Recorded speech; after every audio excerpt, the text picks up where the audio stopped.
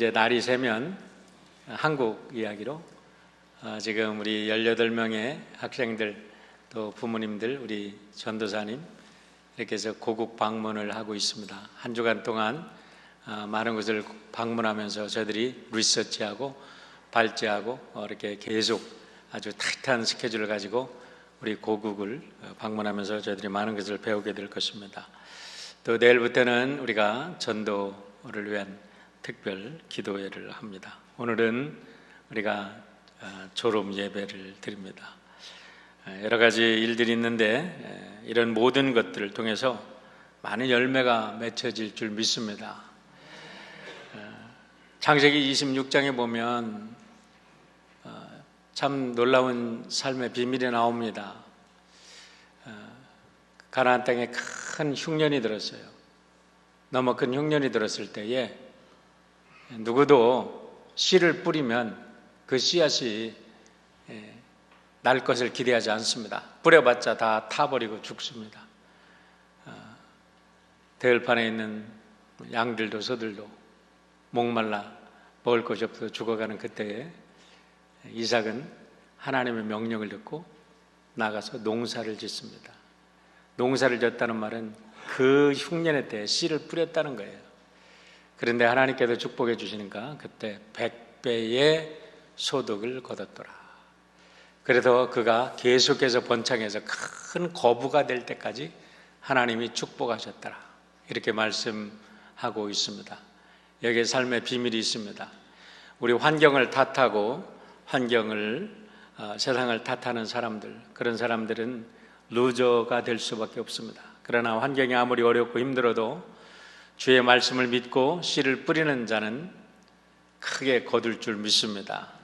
포기하지 말고 여러분의 삶 속에 우리를 풍성케 하시기 위해서 십자가에 달려 죽고 부활하신 예수의 은혜가 여러분에게 있기를 바랍니다.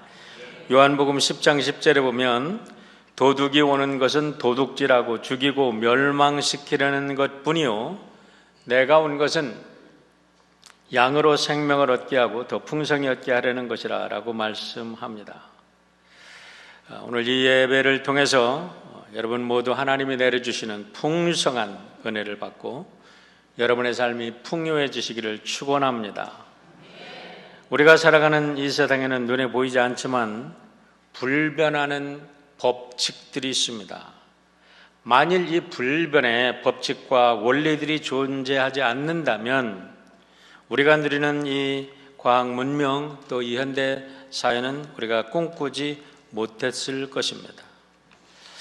한번 여러분 보십시오. 오늘 여기에 아름다운 꽃이 있습니다. 또 아름다운 화초가 아래에 있는데요. 이걸 보면 너무나 아름다운 패턴이 있어요. 제 아내와 제가 이렇게 산을 자주 올라갑니다. 아주 조그만 이름 모를 그런 풀 하나 잎사귀도 가만히 들여다보면 너무나 신비해요. 어떻게 이렇게 아름다운 패턴들이 나오나, 어떻게 이렇게 아름답게 가지들이 배열되어 있고 잎사귀들이 배열되어 있고 이 꽃에는 어떻게 이렇게 신비한 색깔들이 나오나 하나하나 보이지 않지만 그 속에 DNA라는 하나님이 넣어주시는 프로그램이 있다는 사실이에요. 여러분, 불변의 법칙이 있다는 겁니다. 우주 세계도 마찬가지라고 저는 믿습니다. 이 우주가 거절로 그냥 돌아가는 것 같지만 무엇인가 하나님께서 만들어 놓으신 그 신비한 우주에 보이지 않는 법칙이 있기 때문에 이렇게 아름답게 우주가 돌아가는 거 아니겠습니까? 아침이 되고 점심이 되고 저녁이 되고 또 철이 바뀌어서 이렇게 돌아가는 모든 것, 여러분 우연이라고 사람들, 진화론자들은 우연이라고 하지만 결코 우연이 될 수 없습니다. 만약에 이 불변의 법칙이 없이 우연히 그냥 막 돌아간다면 어떻게 과학을 연구하겠습니까? 어떻게 학문을 연구하겠습니까? 여기에 우리 과학자들이 많이 계신데 과학자들이 과학을 연구하는 것은 무엇인가 분명한 법칙이 있다는 것을 알기 때문에 그거를 기초로 그 원리를 발견하기 위해서 우리가 공부하고 연구하는 거 아니겠어요? 그것을 연구해서 하나 캐치하면 그 원리를 이용해서 노벨상도 타고 그 원리를 이용해서 사람들의 삶을 풍요롭게 만드는 거 아니겠어요? 영적인 원리도 마찬가지입니다. 우리가 성경을 들여다보면 우리가 보이지 않았던 영적인 놀라운 기본 법칙들이 발견되는데, 그 기본 법칙들을 발견하고 활용하게 되면은 우리는 참으로 인간다운 아름다운 인간의 존엄성을 가지고 우리가 서로 사랑하며 하나님의 은총 안에서 풍성한 삶을 살게 되는 줄 믿습니다. 요한복음은 이런 면에서 우리에게 영적으로나 육적으로나 참으로 풍요한 삶을 살게 하는 놀라운 원리들을 처음부터 끝까지 제시해주고 있는데, 오늘의 말씀도 그 본문 그 말씀 중에 하나입니다. 우리가 앞에서 오병이의 기적을 보았습니다. 오병이의 기적 속에 나타난 원리는 무엇입니까? 광야 같은 생활이지만 하나님께서 우리를 날마다 만나러 먹이신다는, 우리의 생명을 지으신 분이 우리를 그냥 버려두시는 분이 아니라 우리가 나가서 거두기만 하면 우리가 먹고 마실 일용할 양식 풍요하게 거두게 하시는 분이라는 사실을 나타내주고 있는 줄 믿습니다. 이것을 믿으니까 겁이 없는 거예요. 저는 이 사실 하나 믿고 제 아내와 딸, 3살짜리 딸을 데리고 아무것도 없이 이 미국 땅에 와서 29년, 이제 30년을 맞이합니다. 하나님은 풍요하게 역사하셨고 아무것도 없는 맨주먹 가지고 왔지만 하나님은 너무나 그 원리대로 살게 해주셨고 풍성하게 만들어 주셨습니다. 이어지는 갈릴리 바다에서의 폭풍을 잔잔하게 하신 사건 속에는 무슨 원리가 들어있나요? 거기에 보면 앞으로 세계 선교를 담당해야 될 제자들이 이끌어가야 할 교회를 위한 놀라운 원리가 들어있습니다. 이제 그 풍랑 사건 속에 예수님이 안 계셨다는 사실은 앞으로 예수님께서 그 배 위에, 그 배를 교회를 상징해도 되고 가정을 상징할 수도 있습니다. 이제 예수님이 떠나고 하나님 나라에 가시면 제자들이 그 배를 이끌어갈 그 시대가 옵니다. 그 시대에 어떤 풍랑이 닥칠지 모릅니다. 어떤 환란이 닥칠지 모릅니다. 그러나 그때 제자들이 기억해야 될 것이 있습니다. 내가 너희와 함께 있으니 내니 두려워하지 말라. 교회의 주인은 나다. 너의 인생의 주인은 나다 하고 말씀하시는 주님의 함께하심의 원리가 그 속에 들어있는 줄 믿습니다. 비록 우리들의 가정에, 우리의 교회에 폭풍이 닥친다 할지라도 우리가 주인 되신 예수 그리스도를 믿을 때에 우리의 삶은 주님과 함께 아름다운 우리의 항구, 우리가 목표하는 항구로 도달할 것을 믿습니다. 오늘 본문은 그 교회의 주인 되시는 예수님이 어떤 분인가라는 것을 군중들의 3가지 질문에 대해서 예수님이 3가지로 답하시는 곳에 그 우리의 주인, 나의 가정의 주인, 교회의 주인, 우리의 주인이 어떤 분인가를 나타내주고 있습니다. 첫 번째, 우리가 오늘 본문에서 찾아봐야 될 원리가 무엇이냐면, 우리는 왜 예수님을 믿고 있는가? 본문은 우리에게 도전하고 있습니다. 여러분은 왜 예수님을 믿습니까? 여러분은 왜 교회에 나오십니까? 이 예배를 통해서 우리가 예수 그리스도를 믿는 이유를 분명하게 정립하는 시간이 되기를 바랍니다. 오늘 본문을 보시길 바랍니다. 벳세다 광야에서 오병이의 기적을 체험한 군중들, 그날 저녁에 예수님이 그들을 흩어보내십니다. 뿔뿔이 흩어진 것 같은데 오늘 내용을 보면 그 등에 적지 않은 사람들이 거기서 포기하지 않았습니다. 여러분, 어떻게 포기하겠습니까? 날마다 굶주렸던 사람들인데 떡 5조각과 물고기 2마리를 가지고 자기들의 눈앞에서 5,000명을 먹이는 그 기적을 일으킨 분을 어떻게 놓치겠냐고. 여러분 같으면 놓치겠습니까? 여러분 같으면 그냥 흩어져라 하라면 금방 흩어지겠습니까? 많은 사람들이 흩어졌을지 모르지만은 오늘 말씀에 보면 어떤 일부의 사람들은 그날 열심히 주님을 찾았어요. 그리고 제자들이 배를 타고 건너가는데 아주 유심하게 봤어요. 그 배에는 예수님이 안 계셨습니다. 그러면 어딘가 예수님이 숨어 계실 것이라 하고 예수님을 열심히 찾았습니다. 그대로 찾지 못했습니다. 그 이튿날 그들은 그 예수님을 찾기 위해서 제자들이 떠난 가버나움으로 배를 타고 가봅니다. 근데 놀랍게도 거기에서 예수님을 만나게 된 거지요. 그래서 예수님을 만나서 그들이 질문합니다. 너무나 반가웠죠. 랍비여, 언제 여기에 오셨습니까? 라고 질문하는 거예요. 랍비여, 여기에 언제 오셨습니까? 그때 예수님께서 그들에게 아주 의미심장한 말씀을 하십니다. 26절입니다. 예수께서 대답하여 이르시되 내가 진실로 진실로 너희에게 이르노니 너희가 나를 찾는 것은 표적을 본 까닭이 아니요 떡을 먹고 배부른 까닭이로다 라고 말씀하십니다.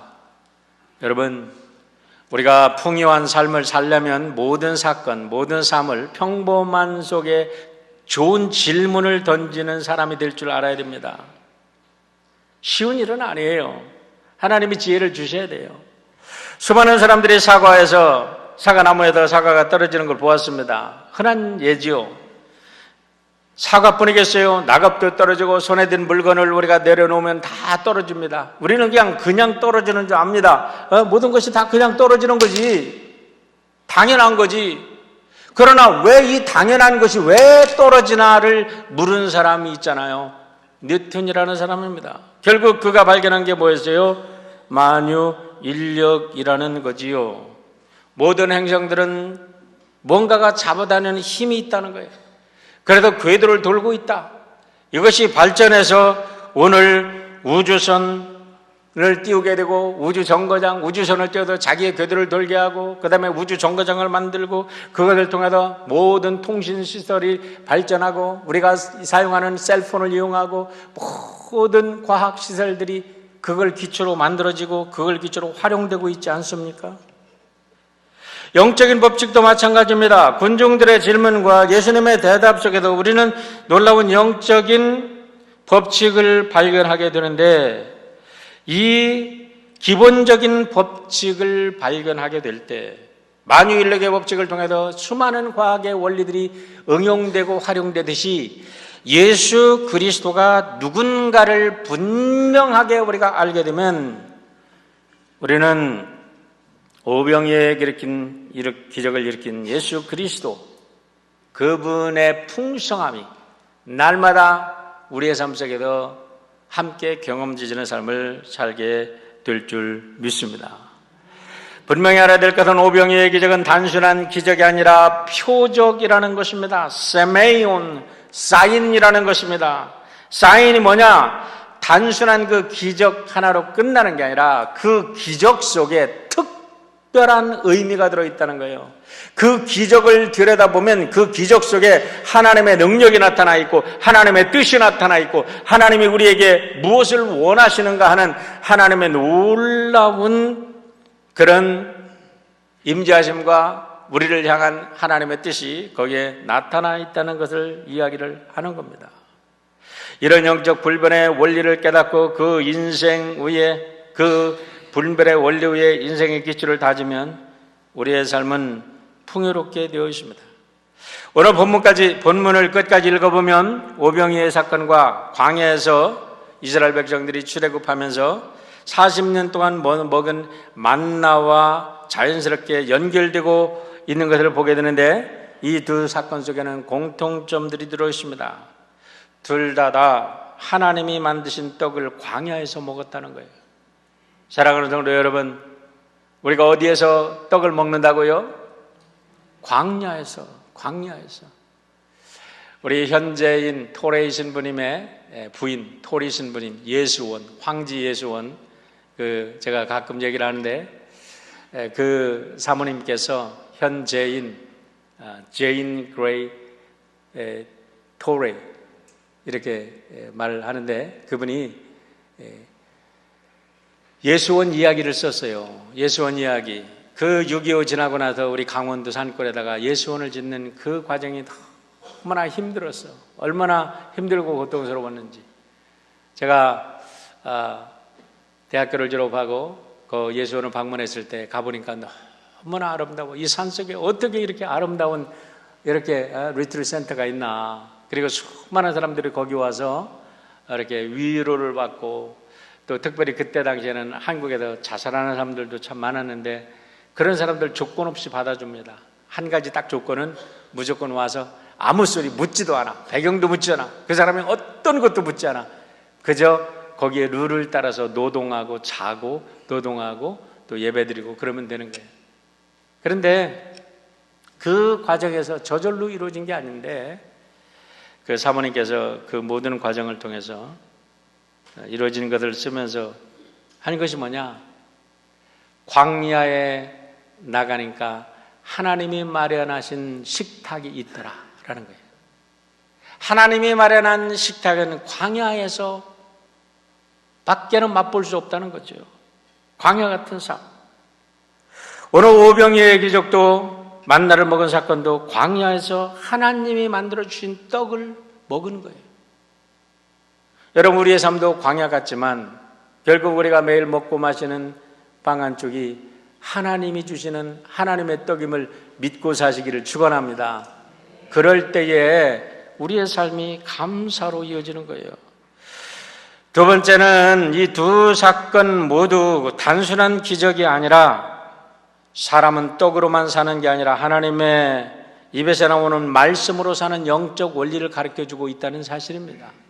여러분, 우리가 살아가는 것이 매일 떡으로만 사는 게 아니라 하나님의 입에서 나오는 하나님의 말씀으로 사는 것을 믿으시기를 축원합니다.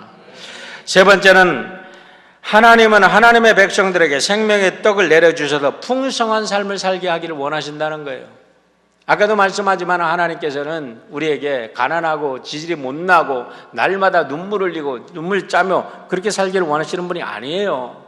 이 세상이 그런 거지. 이 세상이 비록 그렇다 할지라도 하나님은 여러분과 제가 풍요하고 기쁘고 감사하고 신바람나게 살기를 원하시는 줄 믿으시기를 바랍니다. 네 번째는 그 떡을 주시는 분이 바로 하나님 예수 그리스도라는 것을 나타내고 있는 것이 바로 오병이어와 만나 속에 들어있는 비밀입니다. 우리는 바로 이 사실을 깨달으라는 거죠. 자, 25절 26절에서 군중들이 말합니다. 라삐요, 언제 여기 오셨습니까? 라고 말씀을 하시니까 예수님께서 너희들이 나를 찾는 것은 표적을 본 까닭이 아니요 떡을 먹고 배부른 까닭이다 라고 말씀하시는 속에서 우리는 중요한 질문을 찾아내야 되는 겁니다. 그게 뭐냐? 아까도 말씀드렸지만 왜 너희들이 나를 찾느냐? 예수님이 물으시는 거예요. 왜 너는 예수를 믿으려고 하느냐? 왜 너는 교회를 나오려고 하느냐? 이 질문은 단순히 군중들에게 던지는 말씀이 아니라 오늘 요한복음을 읽는 모든 사람들에게 던지는 말씀인 줄 믿습니다. 육신의 떡을 구해서 예수를 찾았습니까? 아니면 영원한 영생의 떡을 구하기 위해서 예수님을 찾았습니까? 어저께 우리 권사님께도 농담으로 어떤 모임에 가셨으니 그래요. 친구분이 안 계셔서 이제 교회 나오기 싫다고. 여러분, 육신적인 친구를 찾기 위해서 예수를 믿은 겁니까? 아니면 영원한 생명을 주시는 구세주를 만나기 위해서 이 자리에 모시는 것입니까? 왜 우리가 예배를 드리는 것입니까? 이 문제를 분명히 밝히지 않고서는 언젠가는 사람들은 실망하고 언젠가는 사람들은 교회를 떠나게 되었습니다. 여러분, 이 말씀이 계속되어서 이제 나중에 설명하겠지만 66절, 68절로 가면요, 6장 66절, 68절에 가면은 예수님께서 더 깊은 차원으로 그들을 이렇게 계속 안내하시고 예수님이 영적인 떡이라는 것을 설명해 주시자 모두 다 떠납니다. 보세요. 그때부터 그의 제자 중에서 많은 사람이 떠나가고 다시 그와 함께 다니지 아니하더라. 예수께서 12 제자에게 이르시되 너희도 가려느냐? 너희도 가려느냐? 시몬 베드로가 대답하되 주의 영생의 말씀이 주께 있사오니 우리가 누구에게로 가오리까? 여러분 모두 그런 고백이 되기를 주의 이름으로 축원합니다. 여러분, 예수를 왜 믿냐 이 말이에요. 영원한 떡이 되시는 예수 그리스도를 만나는 축복이 없이는 백날 교회를 와도 시간 낭비입니다. 사실 물론 친구를 만나고 뭐 좋은 시간 가질 수도 있습니다. 그러나 본질은 생명 되신 예수 그리스도를 만나야 될 줄 믿습니다. 너희들이 왜 나를 찾느냐? 정말 그 표적을 보았느냐라는 거예요. 그런데요, 한 가지 실망하지 말아야 될 게 있습니다. 왜냐하면 오늘 예수님을 찾아온 군중들을 보십시오. 그들이 왜 찾아왔을까요? 벳세다에서 오병이어의 기적을 체험했기 때문입니다. 다시 말하면 그들이 예수님을 따라오고 찾기 전에 그들은 예수님의 은혜를 입었다는 거예요. 이것을 바로 우리는 신학적으로 선행은총이라고 이야기를 하는 것입니다. 여러분들이 친구를 따라왔든지 가족을 따라왔든지 이 예배 자리에 있게 된 것은 우연이 아니라 하나님께서 여러분에게 먼저 우리가 깨닫기 전에, 여러분과 제가 깨닫기 전에 하나님이 은혜를 베푸셨기 때문에 우리가 이 자리에 나온 줄 믿습니다. 이것을 신학적으로는 Prevenient Grace, 선행은총이라고 이야기를 하는 겁니다. 제가 다녔던 클레먼트 신학교에 과정신학의 창시자라고 불리는 존 캅이라는 과정신학자가 있습니다. 이분은 화이트헤드라는 과정철학, Process Philosophy, 과정철학을 신학에 접목시켜서 Process Theology, 과정신학을 만든 분인데 이 존 캅 교수가 그렇게 이야기를 합니다. 하나님은 coercive의 하나님이 아니라 루어의 하나님이다, 이렇게 얘기합니다. coercive라는 것은요, 강압적, 아주 폭력적, 이런 강압적으로 뭔가 자기 뜻대로, 자기 의지대로만 하는 것을 coercive라고 하는데, 하나님은 절대로 강압적 하나님이 아니라 우리를 lure, 유인하는 하나님, 유혹하는 하나님이라는 거예요. 우리의 자유의지를 존중해서 끊임없이 은총을 내려주셔서 우리를 당신에게로, 당신의 더 깊은 사랑으로 우리를 초대하시고 유인하는 하나님이시라는 거예요. 여러분, 우리를 유인하실 때 때로는 우리에게 달콤한 사탕을 주시기도 합니다. 그러나 우리가 잘못된 길로 갈 때는 하나님께서 매를 들기도 하시는 거예요. 어저께 우리 사모님이 말씀하셨어요. 따님이 암이라고. 그래서 함께 말씀을 나누면서 이번 기회에 우리 딸이 정말 하나님의 뜻을 깨닫고 하나님께 돌아왔으면 좋겠다고 기도하고 있다고. 예, 그것도 하나님의 루어의 하나의 방법일 수가 있습니다. 하나님은 끝없이 우리들에게 각종 은혜를 통해서 우리들을 유인하고 계세요. 내게로 와라, 내게로 와라. 내가 더 깊은 차원의 은혜를 내가 너에게 주겠다, 이렇게 말씀합니다. 다시 말하면 선행은총, 어쨌든 오늘 우리가 이 자리에 있는 것은 선행은총으로 있는데 여기서 끝나서는 안 된다는 거예요. 더 깊은 풍성한 은혜로 우리를 이끄시는 하나님의 더 깊은 차원으로 들어가신 축복이 있기를 주의 이름으로 축원합니다. 이제 하나님은 우리를 더 깊은 차원으로 인도하십니다. 그게 무엇입니까? 내가 믿는 예수는 누구인가를 분명히 알라는 것입니다. 27절로 28절의 말씀을 보세요. 썩을 양식을 위하여 일하지 말고 영생하도록 있는 양식을 위하여 일하라. 이 양식은 인자가 너희에게 주리니 인자는 아버지 하나님께서 인치신 자니라. 그들이 묻되 우리가 어떻게 하여야 하나님의 일을 하오리까? 여러분, 본문에 나타난 군중들을요, 가만히 묵상해 보면 현대인들처럼 참으로 똑똑합니다. 논리적입니다. 이성적이고 과학적으로 파고드는 사람들입니다. 예수님께서 썩을 양식을 위해서 일하지 말고 영생을 위하여 일하라, 그렇게 얘기하니까 그들은 썩을 양식을 위하여 일하지 말고 영생을 위하라는 말씀을 듣자마자 영생을 위한 일이 하나님을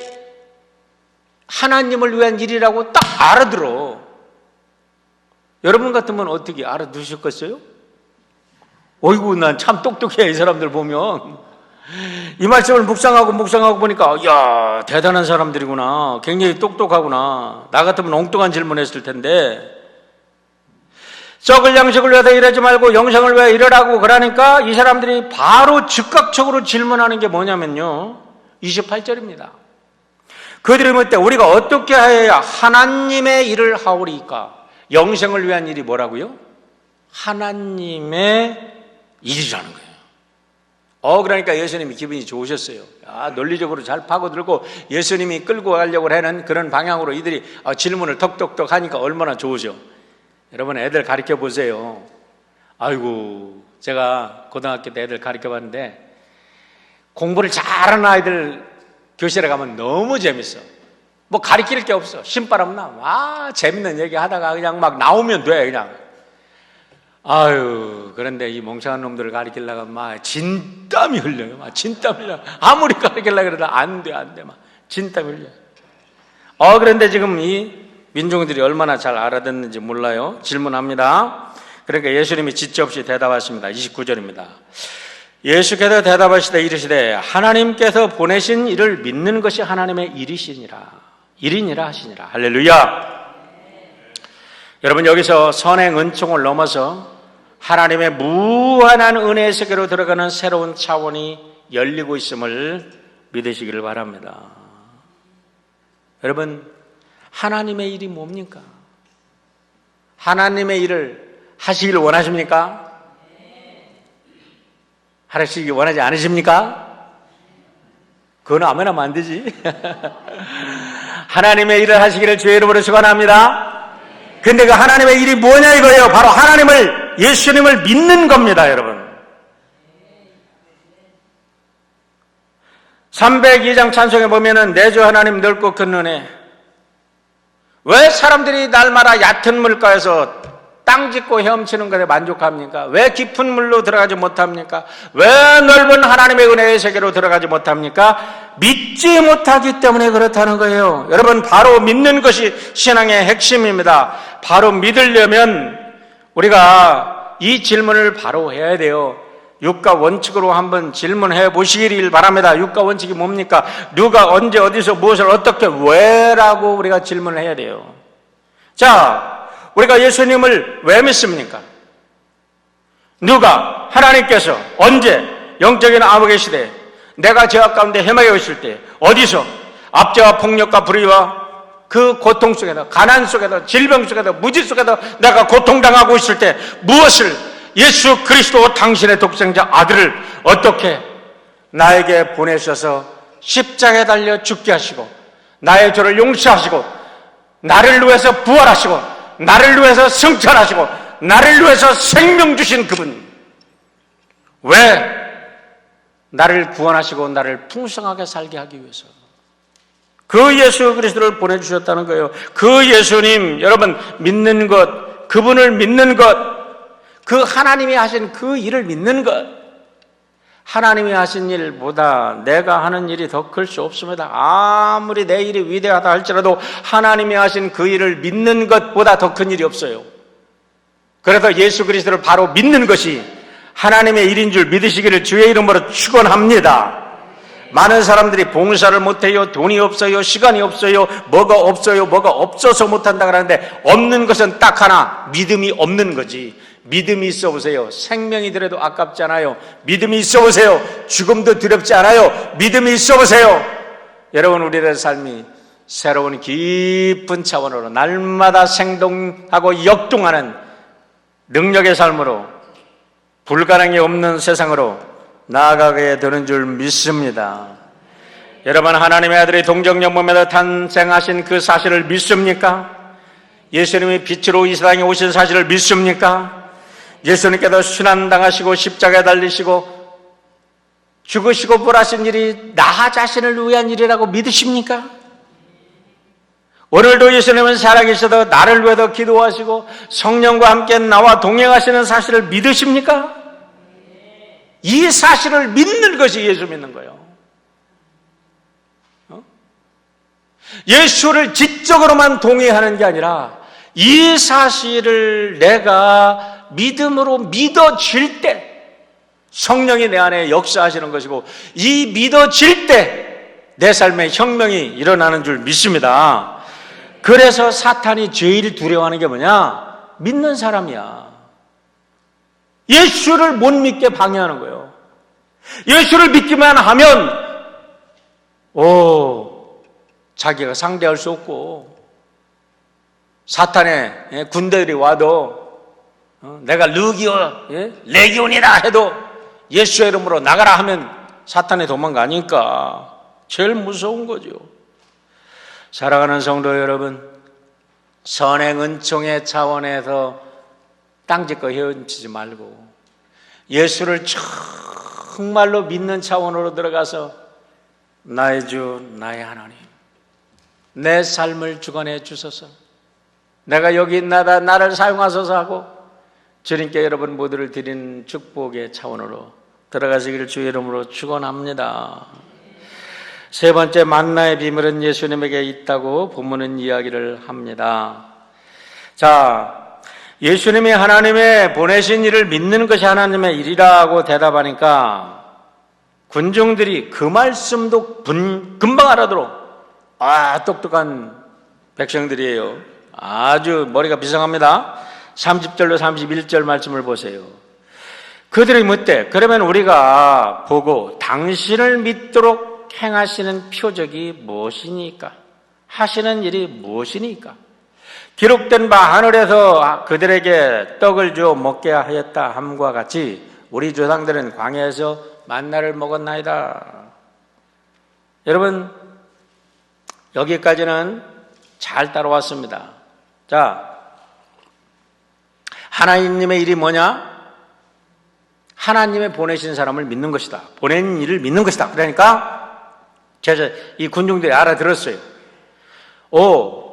당신이 오병이어의 기적을 일으킨 걸 보니까 당신이 하나님이 보내신 것을 우리가 지적으로 동의하는 거예요.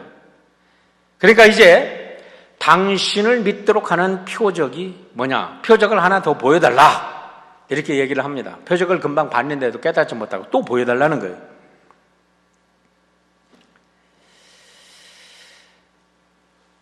여러분, 여기에 문제가 있는 겁니다. 많은 사람들이 예수 그리스도를 무설했다. 그런가 보다. 역사적으로 무슨 사실이 그런가 보다. 그렇게 하는데 이제는 예수의 그 생명, 그 만나, 그분의 생명이 내가 믿을 때에 믿기만 하면 그분의 영생의 삶이 내 안에 역사한다는 사실을 과연 믿느냐? 라는 것에 걸려서 넘어져서 아무리 설명을 해도 설명을 알아듣지 못하고 아까도 말씀드렸지만 결론적으로 말하면 떠나고 맙니다. 자, 그들의 입에서 결정적인 질문이 쏟아져 내려옵니다. 당신을 믿도록 하는 표적이 무엇입니까? 그러자 예수님이 그들의 질문에 기꺼이 대답을 합니다. 아마도 그들이 지치지 않고 잘 알아듣고 질문하는 것을 예수님이 기뻐하셨는지 모릅니다. 32절로 33절입니다. 예수께서 이르시되 내가 진실로 너희에게 이르노니 모세가 너희에게 하늘로부터 떡을 주는 것이 아니라 내 아버지께서 너희에게 하늘로부터 참떡을 주시나니 하나님의 떡은 하늘에서 내려 세상에 생명을 주는 것이다 라고 말씀합니다. 여기서 예수님의 말씀은 만나의 비밀은 바로 나 속에 숨겨져 있다. 내가 바로 하늘에서 내려온 떡이다 라고 말씀하는 거예요. 나를 먹으면 영생한다. 나를 먹으면 죽음을 보지 않고 나를 먹는 자가 영원한 삶을 살게 된다 라고 말하는 거예요. 예수님을 믿으면 우리는 모든 죽음의 세력도 두렵지 않고 영원한 하나님 나라, 하나님의 백성으로 살아가게 되는 줄 믿습니다. 죽음도 단순한 영원을 향한 하나의 새로운 거풀을 벗고 영원 속으로 들어가는 그런 축복인 것을 우리는 예수 그리스도 안에서 믿게 되는 줄 믿습니다. 이게 바로 만나의 비밀이라는 거예요. 그런데 여기서 깨닫지 못하기 때문에 사람들이 떠나는 거예요. 이제 앞으로 이 후반부부터 다음 주부터 계속해서 이 만나의 비밀이 해설이 되고 있습니다. 오늘은 본문은 여기서 마치지만은 여러분, 요즘에 미국과 중국의 무역전쟁을 한번 보시길 바랍니다. 무엇이 큰 문제가 됐죠? 화웨이, 나는 화웨이가 뭔지 몰랐어요. 그런데 세계 제2의 컴퓨터 회사라 그래요. 삼성이 최고고 그 다음에 화웨이라 그래요. 이제 얼마 있으면 이대로 갔다 가라면, 그냥 갔다 가라면 화웨이가 삼성을 완전히 압도적으로 이제 능가할 수 있었을 텐데 미국과 중국의 무역 전쟁으로 브레이크가 걸렸습니다. 그런데 브레이크가 걸리고 나니까 문제는 소프트웨어입니다. 어플리케이션. 이제는 어지간한 컴퍼니도 다 하드웨어는 비슷하게 만들어낼 수 있어. 그런데 그것을 작동하도록 만드는 어플리케이션을 누가 만들어낼 수 있느냐, 이것이 문제라는 거예요. 겉으로 보면 다 비슷비슷한 사람 같아. 겉으로 보면 다 훌륭한 것 같아. 그러나 어떤 믿음을 가지고 살아가느냐에 따라서 여러분, 그리스도인도 천양지 차이가 나는 줄 믿습니다. 이왕이면 여러분의 믿음 속에 하나님께서 우리의 생명을 창조하셨고 내 생명도 내 가족도 내가 누리는 모든 것도 다 아버지께서 나에게 누리라고 주신 것을 믿고 자유함을 얻을 때에 우리는 모든 것을 초월해서 하나님과 더불어 날마다 행복한 삶을 살게 되는 줄 믿습니다. 예수 믿어서 행복해지시길 바랍니다. 예수 믿어서 풍성함을 증거하시길 바랍니다. 이제 내일부터 우리가 전도하려고 합니다. 전도에 대한 특별 새벽 기도를 하는데요, 제가 연회를 앞두고 많이 기도했습니다. 연회를 앞두고 우리 아시안 목사님들과 여러 번 만나고 회의하고 또 그러면서 제 마음속에 계속 질문이 있었어요. 우리가 이런 문제에 자꾸 물론 그런 문제를 가지고 실험을 해야 되지만 본질을 놓치고 있지 않는가? 본질이 뭔가? 하나님이 진정 원하시고 하나님이 진정 기뻐하시는 일이 뭔가? 교회가 복음을 증거하고 예수 생명을 증거하는 일은 놔두고 이상한 짓만 하니까 교회가 결국 사탄의 꼬임을 받아서 이상한 곳으로 나가서 이상한 전쟁만 하고 있다. 아니다. 교회의 본질을 찾자. 그거는 바로 예수 생명, 내 안에 있는 예수 생명 증거하다가 사람들 만나서 사람들이 질문하면 오늘처럼 질문에 딱딱 부딪혀서 이거 내가 대답할 수 없어. 그러면 교회 나와서 무릎 꿇고 기도하고 성경 읽고 그러다가 더 예수 그리스도의 깊은 차원을 깨닫고 나가서 그들에게 다시 증거해. 그러다면서 우리의 삶이 더 풍성해지고 교회는 살아나게 될 줄 믿습니다. 여러분, 참 예수 만나서 참으로 풍성한 삶을 누리고 예수 그리스도 증거하는 여러분 되시기를 축원합니다.